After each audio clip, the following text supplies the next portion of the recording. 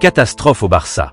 Pau Cubarsí touché plus gravement que prévu, une blessure qui pourrait tout changer. Alors que le FC Barcelone entame une période décisive de la saison, un coup dur vient frapper l'effectif de Hansi Flick. Pau Cubarsí, l'un des éléments clés de la défense, souffre d'une blessure plus sérieuse qu'annoncée. Après un premier diagnostic rassurant, les derniers examens ont révélé une déchirure du ligament tibio-fibulaire antérieur. Quels impacts sur le Barça? Flick a-t-il une solution de secours? Le club va-t-il devoir revoir ses plans pour la fin de saison? On décrypte tout ça dans cette vidéo. Reste bien jusqu'à la fin, car on parlera aussi du mercato du Barça et des 4 stars ciblées pour renforcer l'attaque.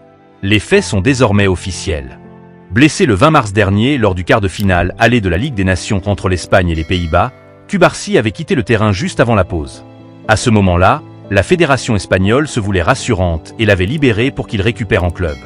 Mais voilà, une fois de retour à Barcelone, de nouveaux examens ont révélé une réalité bien plus inquiétante. Le verdict, déchirure du ligament tibio-fibulaire antérieur de la cheville droite. Le FC Barcelone a confirmé cette mauvaise nouvelle dans un communiqué officiel. Les examens effectués ce matin à la Ciutat Esportiva Joan Gamper ont confirmé que Cubarsí souffre d'une déchirure du ligament tibio-fibulaire antérieur. Il suivra un traitement conservateur et sa tolérance à l'activité sera réévaluée dans 48 heures. La prochaine mise au point est prévue lundi, soit seulement 4 jours avant le match crucial contre Osasuna. Une course contre la montre est donc engagée pour voir s'il pourra être rétabli à temps. Hansi Flick est en plein casse-tête. Cubarsí est devenu un élément incontournable de la défense du Barça cette saison.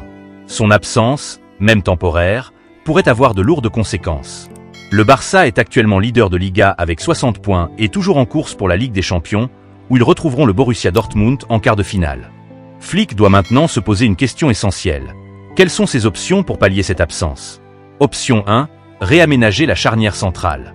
Jouer avec Araujo et Koundé en défense centrale. Mais cela obligerait à trouver une autre solution pour le poste de latéral droit. Option 2. Faire confiance à un jeune du centre de formation.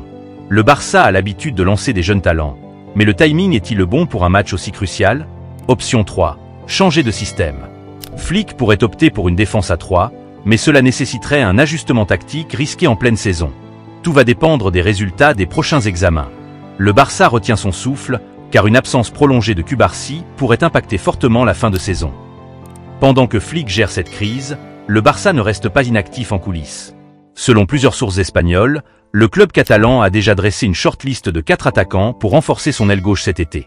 Si Rafinha marche sur l'eau en cette saison 2024 à 2025, le FC Barcelone a bien l'intention de renforcer l'aile gauche de son attaque.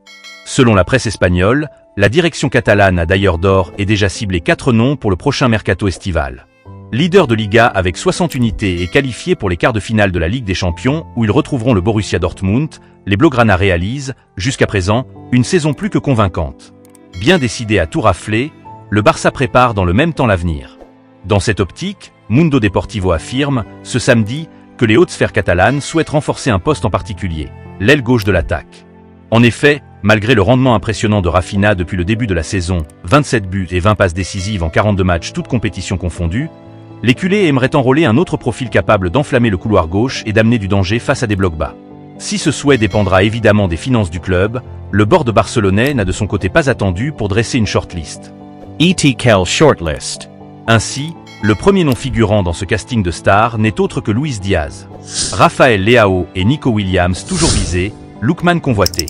Sous contrat jusqu'en juin 2027 avec Liverpool, le Colombien de 28 ans plaît particulièrement à Deco, qui apprécie sa puissance, son expérience et sa capacité de débordement. Un dossier malgré tout complexe au regard de la valeur marchande du joueur des Reds, actuellement estimé à 85 millions d'euros. Outre le natif de Barranca, le Barça suit également de près un certain Rafael Leao. Lié à l'AC Milan jusqu'en juin 2028, l'international portugais, 38 sélections, 5 buts, semble arriver en fin de cycle dans son club et les culés espèrent en profiter. Déjà intéressé par le profil de l'ancien Lillois l'été dernier, le Barça pourrait donc revenir à la charge dans les mois à venir. Au même titre qu'un certain Nico Williams. Si le champion d'Europe espagnol, aujourd'hui sous les couleurs de l'Athletic Bilbao, avait repoussé les avances catalanes en juillet dernier, il reste dans l'orbite des Barcelonais et Jorge Mendes parle toujours de lui à la Porta. Enfin, pour compléter ce casting XXL, Ademola Lookman est lui aussi cité parmi les possibles candidats au poste. Sur le départ du côté de l'Atalanta Bergame, l'international nigérian, 23 sélections, 6 buts, n'est pas forcément la priorité numéro 1 des culés mais sa situation contractuelle. Il lui reste 1 an de contrat avec le club italien, pourrait pousser les dirigeants catalans à passer à l'action. S'il est actuellement estimé à 55 millions d'euros, un chèque de 30 000 € pourrait satisfaire la DEA. Une chose est sûre, le Barça s'active en coulisses et a déjà fixé sa priorité pour le mercato estival.